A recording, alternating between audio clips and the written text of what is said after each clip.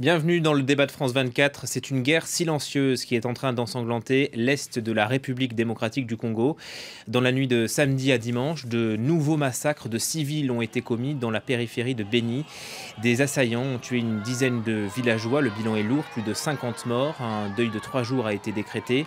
Qui sont ces groupes armés qui sèment la terreur dans la région du Nord Kivu? Depuis 2014, 500 personnes ont perdu la vie.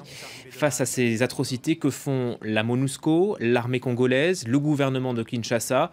On va poser la question à nos invités. D'abord, Louis Magloire Kemayou, bonjour, merci d'être avec nous. Bonjour. Vous êtes journaliste indépendant, président du Club de l'information africaine. Et puis en direct de Genève, Jean-Paul Mopoko Banda, bonjour, merci d'être avec nous. Avocat spécialiste de la région des Grands Lacs et auteur de Les crimes économiques dans les Grands Lacs africains. C'est paru en 2006 aux éditions Menaï Book. Avant de vous entendre tous les deux, on revient sur le massacre du week-end dernier avec Natacha Milray. Des dizaines de civils retrouvés assassinés, une trentaine de maisons brûlées, un massacre qui s'est tenu ici à Béni, une ville au nord-est du pays, dans la province du Nord Kivu. 3 jours de deuil national ont été décrétés dans tout le pays.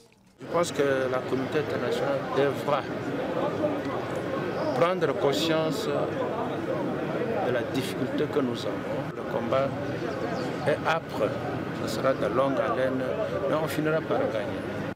En ligne de mire du gouvernement, les ADF, ou Forces démocratiques alliées, un groupe de rebelles musulmans ougandais, présents dans la région depuis 1995. Selon l'armée, ces hommes sont responsables du massacre intervenu dans la nuit de samedi à dimanche. Des violences qui se répètent puisque depuis octobre 2014, ce sont plus de 600 civils qui ont été massacrés à Béni. Cette nouvelle attaque intervient 72 heures après une visite du président congolais dans la province, Joseph Kabila, qui a promis de tout mettre en œuvre pour imposer la paix et la sécurité. Le 8 août, 11 militaires congolais et un casque bleu avaient été blessés dans le territoire de Béni en affrontant des combattants des ADF. La mission de l'ONU en RDC, la MONUSCO, sera sur place ce lundi pour apporter un soutien supplémentaire aux autorités du pays dans la traque aux rebelles ougandais. Voilà pour ce sujet. On commence avec vous, Louis Magloire Kemayou. D'abord, on va peut-être poser le contexte. On est dans une région qui n'a connu que les armes, que les milices depuis des décennies. Depuis 20 ans pratiquement, parce qu'il ne faut pas oublier qu'à la suite du génocide rwandais, qui est le point de départ de ce que vit, de la tragédie que vivent les ressortissants de RDC dans cette région, depuis la fin du génocide, de nombreuses personnes ont traversé la frontière avec des armes.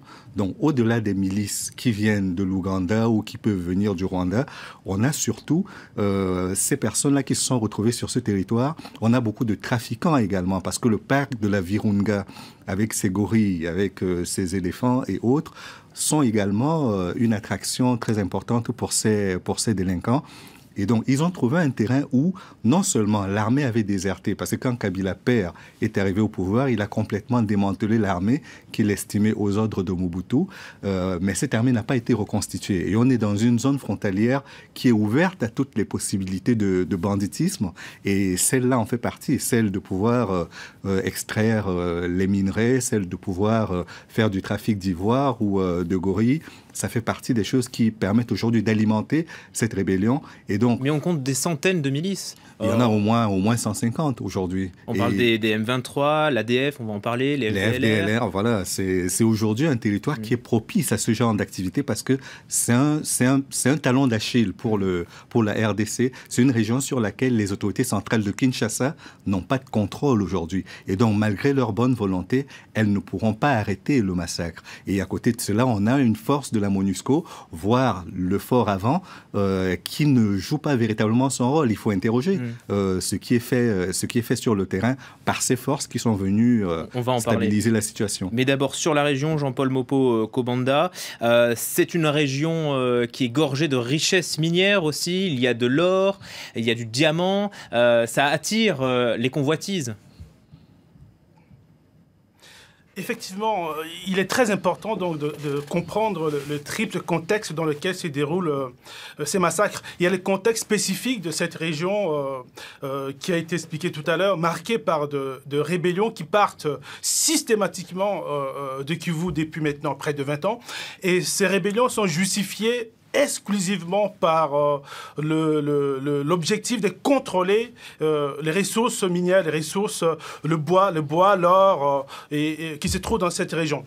Donc ces rébellions sont souvent liées à des groupes mafieux, des groupes criminels. Il y a ensuite un deuxième contexte qui est régional et qui touche les différents États voisins qui soutiennent systématiquement ces rébellions. Et aujourd'hui, il y a un troisième contexte qui est avancé par... c'est la thèse du gouvernement congolais, c'est le contexte sécuritaire international qui, d'après le gouvernement congolais, a conduit de rebelles Chebab à s'allier au groupe ADF et à d'autres mouvements islamistes pour pouvoir agir dans cette région où l'insécurité est récurrente depuis près de 20 ans. Oui, puisqu'on ne parle là que depuis ce week-end de l'ADF, ce sont les forces démocratiques alliées, une milice ougandaise que l'on dit islamiste. Est-ce qu'on connaît leurs revendications ? Non, pour l'instant, je n'en ai pas grande connaissance. Ce qui est certain, c'est que la RDC est aujourd'hui en train de vivre... Enfin, la RDC vit. La Libye, si on devait faire un parallèle, vit à peu près ce que la RDC vit depuis une vingtaine d'années. C'est-à-dire qu'il y a une vraie absence de l'État, il y a un pourrissement de situation. Et dans le Nord Kivu ou dans tout le pays ? Qu'il s'agisse du Nord Kivu, du Sud Kivu ou de l'Ituri, on est dans le même contexte de crise marqué par l'absence de l'État, marqué par l'incapacité de l'État à remplir son rôle régalien de sécurité des citoyens. Et là, on a plus de 6 millions de morts. Donc, c'est là où je pense que même si le contexte fait qu'aujourd'hui, on parle plus du glissement du calendrier électoral, il y a un besoin d'interroger également l'ONU pour savoir comment elle s'y prend finalement pour remplir une mission qui était la sienne. C'est la plus grosse opération des Nations Unies depuis qu'elle existe à l'extérieur. C'est celle qui est menée en RDC avec la MONUSCO. J'aimerais quand même parler de l'ADF, puisque c'est de ce groupe-là qui nous intéresse, avant de parler de la MONUSCO. Jean-Paul Moko Kobanda, ils sont présents depuis 1995, ça fait plus de 20 ans qu'ils sont dans cette région-là.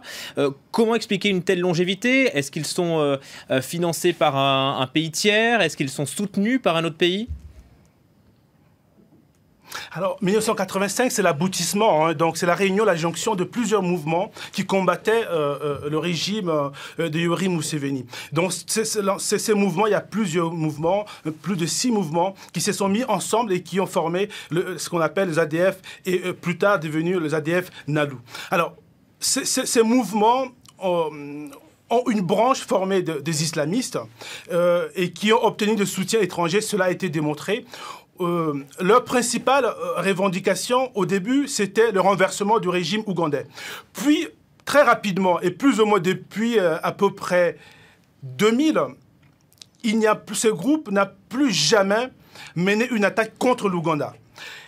Ils ont eu donc le temps de s'installer au Congo, se déplacent toujours avec femmes et enfants, et dirigent des zones vastes, riches en minerais, en bois et en or, et aussi sont, de temps en temps, servent de supplétifs aux chefs locaux pour s'aimer la sécurité. Parce que la sécurité fait la fortune de beaucoup de dirigeants au Congo. Et c'est là le véritable problème aujourd'hui.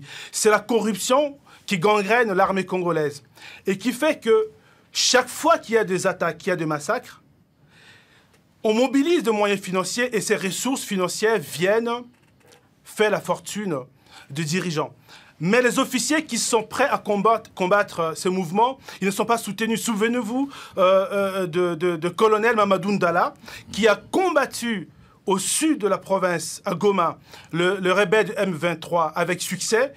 Aussitôt qu'il avait été nommé pour combattre les ADF à Beni, il a été assassiné. Et aujourd'hui, les éléments démontrent que cet assassinat est un règlement de compte interne à l'armée congolaise.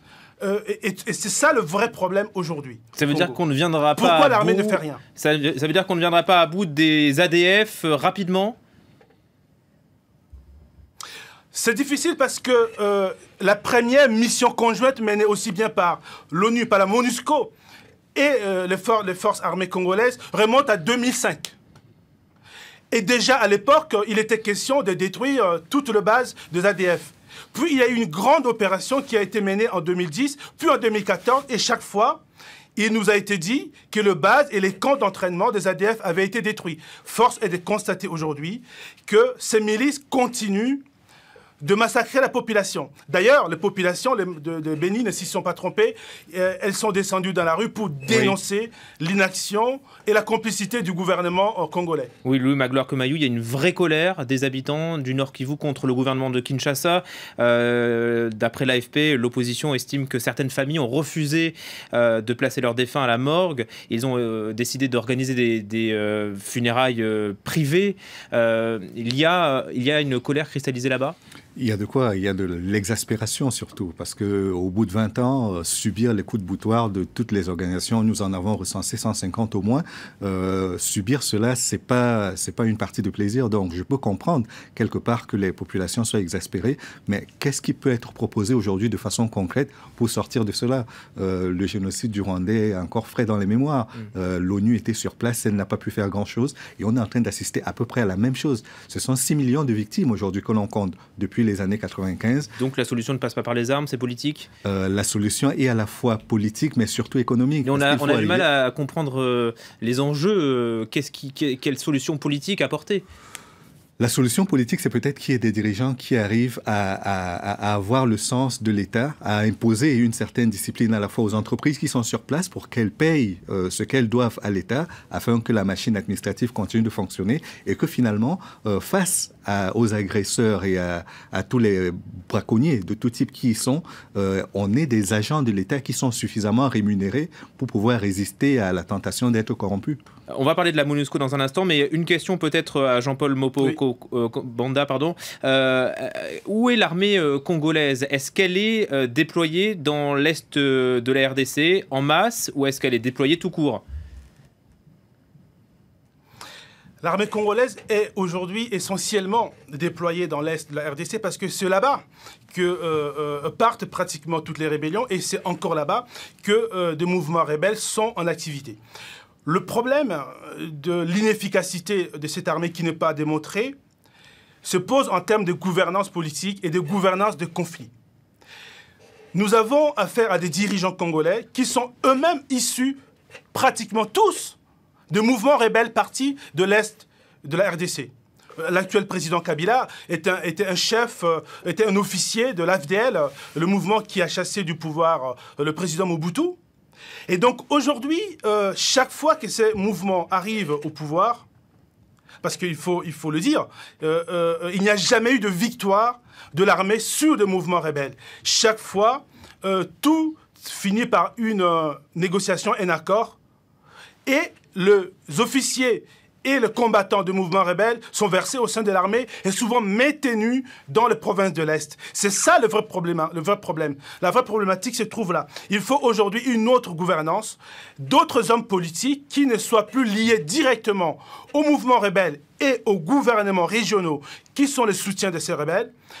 Se pose alors la véritable question de l'alternance politique en RDC. C'est là que viendra la solution. S'il y a une vraie alternance politique et que des élections futures, des hommes qui ne sont pas liés au réseau criminel arrivent au pouvoir, alors ces hommes pourraient prendre des décisions qui s'appliquent. Mais tant que les dirigeants actuels sont eux-mêmes directement connectés au réseau criminel et économique qui dirigent la RDC ou qui sont situés dans les zones frontalières, eh bien, il y aura toujours ces massacres et la MONUSCO ne pourra rien faire.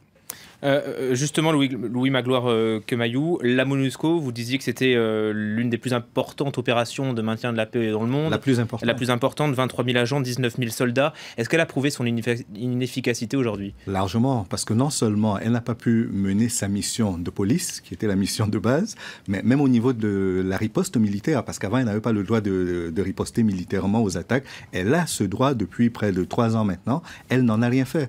Elle n'en a rien fait malheureusement et donc elle intervient à chaque fois après coup pour constater les dégâts comme la population. Et si elle est inefficace, si elle ne peut pas, rappelons-nous quand même que quand le Premier ministre Lumumba est tué, ils sont présents déjà, les casques bleus de l'ONU. On est dans la même configuration aujourd'hui et c'est le même résultat qui est posé. Je pense que l'ONU devrait elle-même aussi faire un peu son introspection. S'il s'agit d'aider le Népal en ayant ses forces à l'extérieur pour payer 3 millions de dollars, je pense, par jour à ces forces-là, il faudrait peut-être directement donner l'argent au Népal et faire une action militaire réelle sur le terrain. Voilà pour toutes ces questions posées. Merci beaucoup Louis Magloire Kemayou d'avoir été notre invité. Merci également à vous Jean-Paul Mopo-Kobanda. Je rappelle le titre de votre livre, Les crimes économiques dans les grands lacs africains, paru aux éditions Ménébouk. Merci à vous de nous avoir suivis. Paris Direct continue.